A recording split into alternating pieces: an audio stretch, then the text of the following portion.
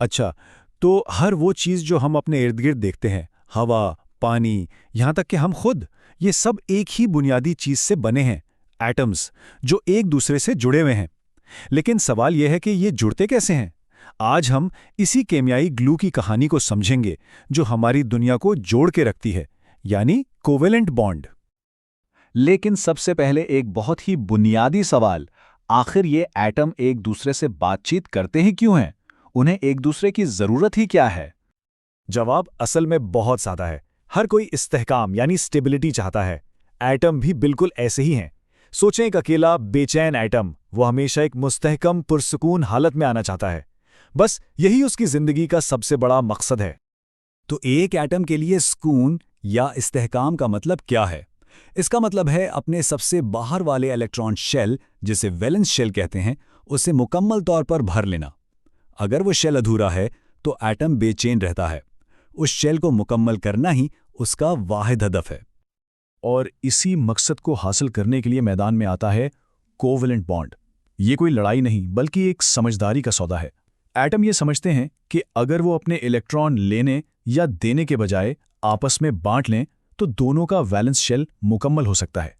यही बाहमी इश्तराक ही covalent bond है। आगे बढ़ने से पहले दो अहम बातें जहन में रख लें। पहली, ये शेयरिंग का मुआहदा आमतौर पर नॉन मेटल एटम्स के दरमियान होता है, जैसे कार्बन, ऑक्सीजन और हाइड्रोजन। क्यों?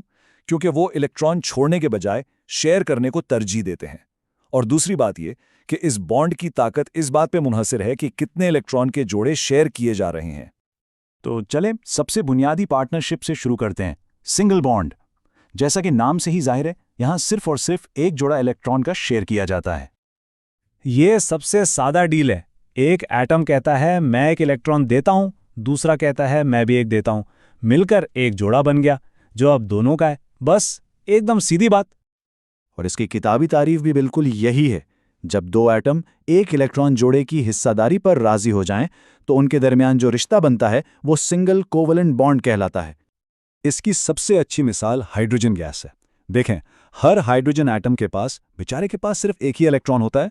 अब अपना पहला और वाहिद शेल मुकम्मल करने के लिए इसे सिर्फ एक और की जरूरत है। इसे डुप्लेट रूल कहते हैं। तो दो हाइड्रोजन एटम अपना एक एक इलेक्ट्रॉन शेयर करके एक जोड़ा बना लेते हैं। अब ये जोड़ा दोनों का है और दोनों एटम खुशी खुशी मुस्तहकम हो जाते हैं। लेकिन क्या हो अगर एक जोड़े की शेयरिंग काफी ना हो? तब एटम्स इस डील को अगले लेवल पर ले जाते हैं। यह है डबल बॉन्ड, जहां दो जोड़ों का इश्तराक होता है। बिल्कुल, यहां हर एटम 2 इलेक्ट्रॉन देता है, जिससे कुल 2 जोड़े यानी 4 इलेक्ट्रॉन शेयर होते हैं। ये एक ज्यादा मजबूत और करीबी रिश्ता है। रस्मी तौर पर इसे ही डबल कोवेलेंट बॉन्ड कहा जाता है। ये तब बनता है जब एटम्स को इस्तेहकाम के लिए एक से ज्यादा जोड़े की हिस्सादारी करनी पड़ती है। हमारी सांस यानी ऑक्सीजन गैस इसकी बेहतरीन मिसाल है।